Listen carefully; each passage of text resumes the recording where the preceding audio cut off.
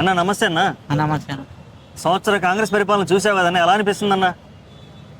బేకార్ అనిపిస్తుంది అన్న నాకైతే. ఓకే. కేసీఆర్ ఉన్నప్పుడు నాకు రైతు బంధు వచ్చేది. ఉమ్, ఆ? ఆ, ప్లస్ ఇంకోటి ఇది ఏమంటారు, మా అమ్మకి పింఛను వచ్చేది. ఉమ్, మా అమ్మ చనిపోయినా కూడా ఇంకొక సంవత్సరం వరకు తిన్నారు. ఉమ్, ఉమ్. తర్వాత ప్లస్ ఇంకోటి ఇది ఏమంటారు, కళ్యాణ లక్ష్మి కూడా ఒకటి పెళ్లిలా తులం బంగారం పెడతామన్నారు. ఆ, బతుకమ్మ చీరలు వచ్చాయి. రాలేదు. ఓకే, బతుకమ్మ చీర రాలేదు. రాలేదు. ఉమ్. లక్ష ఇప్పుడు రాలేదు, అదే అప్పుడు వచ్చినాయి కదా. అప్పుడు ఆ, వచ్చినాయి. అదే నేను చెప్పేది. కేసీఆర్ ఉన్నప్పుడు వచ్చినాయి, ఆ, కానీ ఇప్పుడు రాలేదు. ఓకే. అంటే ఇప్పుడు అసలు కళ్యాణ లక్ష్మి ఇచ్చి తులం బంగారం అన్నాడు, అది అది లేదు. బతుకమ్మ చీరలు లేవు, రైతు బంధు లేదు, రుణమాఫీ లేదు, సన్న బియ్యానికి ఏదో బోనస్ అన్నాడు, దాని గురించి లెక్కలేదు. ఇప్పుడు సన్న బియ్యం అన్నాడు, అది తౌడు వస్తుంది. దొడ్డు బియ్యంలో కూడా తౌడు వచ్చేస్తుంది.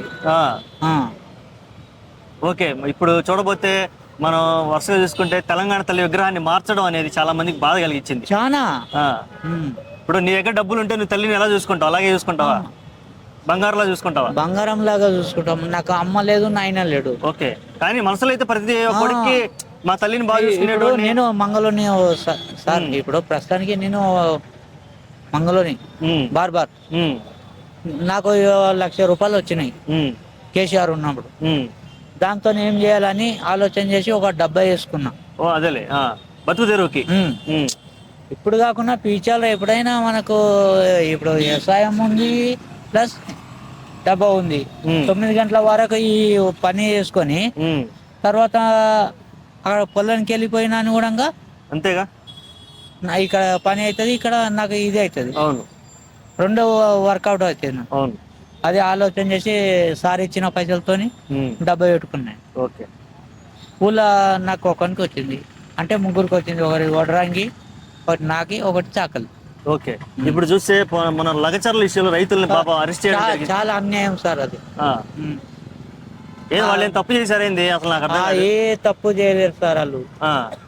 మరి వాళ్ళని రోడ్ల మీద పెద్ద పెద్ద చైన్లు వేసి తీసుకుపోవటం అవన్నీ చూస్తే పేపర్లోను టీవీలోను దౌర్జన్యం సార్ అది. దౌర్జన్యం అది. ఓకే. అట్లాంటి చేసిన వాళ్ళకి మళ్ళీ లైఫ్లో అవకాశం ఇవ్వద్దు. ఓకే. అంటే ఇప్పుడు ఇచ్చిన అవకాశాన్ని దుర్వినియోగం చేస్తున్నారంట ప్రజలు. ఏదో ఒకసారి నమ్మి ఇక ఇప్పుడు ముసలోళ్ళకి ఏమన్నా పింఛన్ కాడ ఆశ పెట్టిండు, మహిళలకి బస్సు ఫ్రీ అన్నాడు. అది ఏమైంది? అన్ని 6 గ్యారెంటీలలో ఒకటి పాస్ చేసిండు. ఏది? పెన్షన్లు పెంచుతా అన్నాడు, పింఛన్లు పెంచుతా అన్నాడు, అది చేస్తాడు, ఇది చేస్తాడు, ఏది లేదు. ఓకే. ఆడ చేసింది ఏంది? బస్సు ఫ్రీ ఒకటి పెట్టిండు ఇంతవరకు అయితే. కొట్టుకోమని పెట్టాడు. వాళ్ళ వెనకాల వాళ్ళు పట్టుకొని కొట్టుకుంటున్నారు అంతే. ఇప్పుడు నాకు సీట్ దొరికిందంటే నేను టికెట్ పెట్టి కూర్చుంటున్నా. అవును. వాళ్ళకి ఎందుకు ఇవ్వాలి? నేను పైసలు పెట్టి సీట్ కొన్నా నేను. నా స్టాప్ అయిపోయిన తర్వాత నువ్వు కూర్చో. ఇలాడు నీకు ఫ్రీ ఉంది కదా, ఏంటన్నా ఇలాడు, అంతేనే కదా. ఇప్పుడు ఈ తెలంగాణ తల్లి విగ్రహాన్ని మార్చడం, రాష్ట్ర గీతాన్ని మార్చడం, ఇవన్నీ మాట్లాడుకున్నాం. దీని తర్వాత ఆటో వాళ్ళకి పాపం, ఆటోలు అది చాలా బేకర్. ఆటో వాళ్ళ ఇష్యూ మీద ఏం మాట్లాడు? ఇప్పుడు నా బామ్మర్దివి ఉన్నాయి ఈడ హైటెక్ సిటీలో 2 ఆటోలు ఉన్నాయి నా బామ్మర్దివి. ఓకే. నా బామ్మర్దివి 2 ఆటోలు ఉన్నాయి. ఆటోలని ఏం చేద్దామని మొన్ననే కొత్తగా తెచ్చుకున్నారు.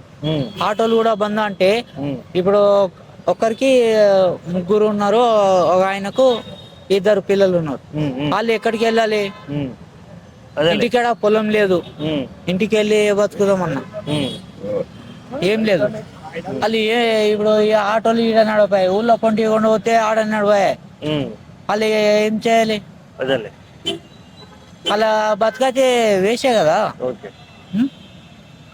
ఓకే. మరి ఈ సమస్యలన్నీ తీరాలంటే ఏం జరగాలి అనుకుంటున్నావు అసలు? అంటే ఇంకా 4 ఏళ్ళు భరించాలి కదా. భరించకమేంది, తీసేస్తే ఇంకా 10 టెంకాయలు ఫ్రీగా కొట్టి వెళ్ళిపోతా నేను. ఓకే. స్వామివారికి 10 టెంకాయలు సమర్పిస్తావు, మంచిగా పోతాయి. ప్రభుత్వం మశమ్మ కట్ట ఉంది, కట్ట పైన 10 టెంకాయలు ఇట్లా కొట్టి వెళ్ళిపోతా నేను. అమ్మయ్య అనుకుంటావు. వీడు పోయినరా దళిద్రుడు, అష్టాదళిద్రుడు పోయినని 10 టెంకాయలు కొట్టి వెళ్ళిపోతాను. ఓకే అన్న, థ్యాంక్ యూ.